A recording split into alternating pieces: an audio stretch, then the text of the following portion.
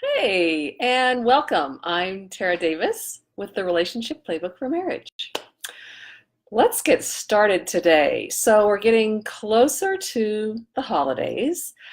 So, I want to focus today on communication and how we can ensure or give our best to making sure that communication stays less dramatic, less in the argument place, less in the confrontational place, and more in a space of peace, neutrality, whatever that works, whatever that looks like for you. So let's today work on passive aggressive communication because by and large, most of us do it.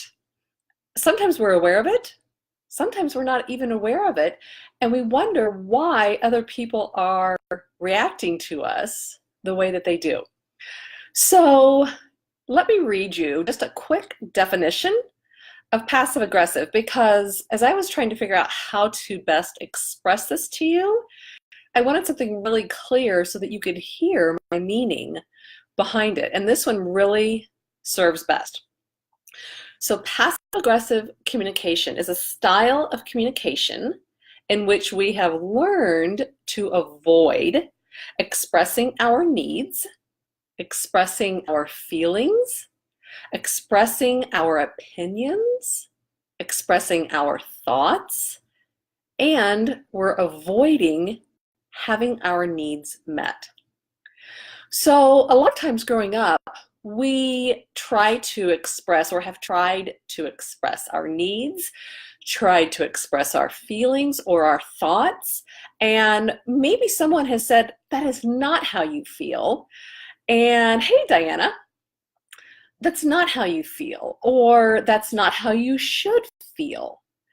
And so when we hear these things as a child, we think, okay, I've got to get my needs met somehow, but someone else is telling me this isn't supposed to be how I'm feeling, or I'm not supposed to be saying this to someone. So then we become kind of bitter or resentful. We become angry. Then we start suppressing our feelings.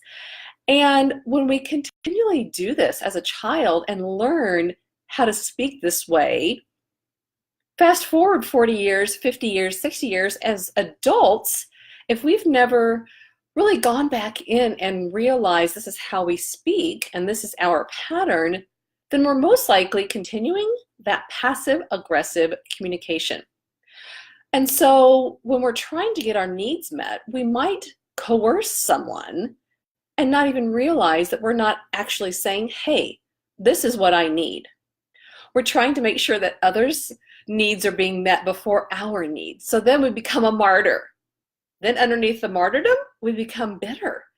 Underneath that, we might become resentful. Underneath that might be, well, I'm not lovable anyway, so what's the point? So do you see the layers that come with passive aggressive communication? And so the reason that we avoid clearly speaking, for several reasons actually, we don't know perhaps actually how to properly speak for ourselves without all of this other garbage behind it, right? We're trying to make sure that everyone else's needs are met, that we don't hurt someone else's feelings, that we kind of tiptoe around cousin so-and-so, or maybe we only express it because Aunt so-and-so doesn't want to hear that stuff, so we better not say it. I mean, like, let's face it, when we come together for holidays, there are so many different dynamics involved. It's crazy. So a lot of times we have learned during family events to just keep quiet. Maybe we've just learned our entire life to just keep quiet. And what happens is that then we learn how to passively aggressively communicate. And it's called passive aggressive for a myriad of reasons, but there's two words in there, right? Passive and aggressive. When we're using that passive communication, hey Pat, when we are using that passive communication, that's where we're using that manipulation, that really subtle under the radar type of communication. Well, if you don't want to go, I guess we won't go. Do you understand that passiveness? Or, no, I don't really need that. I mean, look at that, right? That's the passive way of saying, I really don't know how to get my needs met. I don't know how to say, yeah, I really want that. I'll take it. Because so many things are running in the background of, we don't want to hurt someone else's feelings. I don't realize that I am the most important person in my life. I want to just make sure that everyone is happy. I am a people pleaser. All of these things, none of them are wrong. All of them are here to keep us safe, to serve us until we're ready to observe them and shift it and change it. Okay, so I want to give you a couple of different ways that passive-aggressive communication shows up. And here's some really fun ones that I know I have totally used in the past, and I will still catch myself, hear myself saying them and go, good God, bring that back in and let's reword that. Here's a great phrase, oh, it's nothing. Right? I mean, how many of us say, oh, it's nothing? Because it actually is something. We don't know how to express what that nothing is. We don't want to get our feelings hurt. A lot of times we don't express ourselves because we then don't know how to back it up when we have expressed ourselves. I'm not mad, there's nothing wrong. That used to be really one of my go-tos, and even still, if I'm just tired and don't want to visit a conversation, my husband will fully say, yep, that's a good one. I'm not mad, there's nothing wrong. I mean, I get it if you use it every once in a while because you just don't even want to go there. Now we have used, I don't want to go there right now, let's table this for later. But when we say, yeah, I'm not mad, there's nothing wrong, when there's clearly so much behind it, that's passive-aggressive communication because you're not willing to express actually what is wrong. Fine, whatever. That used to be totally one of my go-tos. Fine, whatever.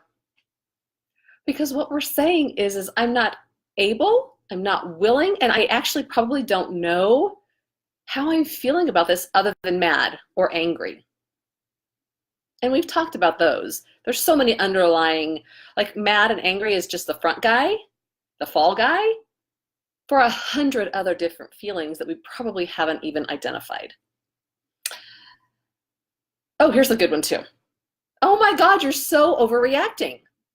Why are you getting so upset?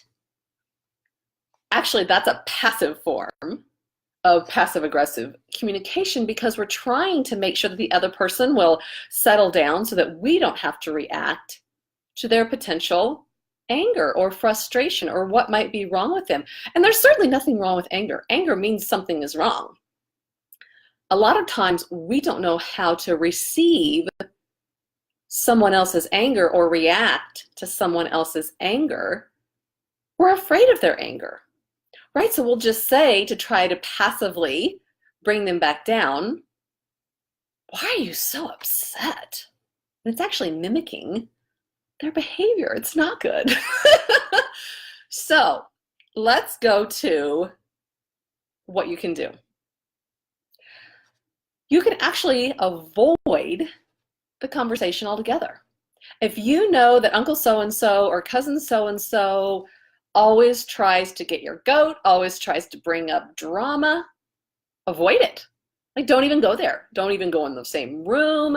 Don't engage in a conversation. If you find yourself in a conversation, opt out of it. I'm not going there with any of this, or I'm just backing out of this conversation. You guys go ahead. Here's what I have noticed when we, oh yeah, and another one, just go to another room. Right? Get in somebody else's conversation.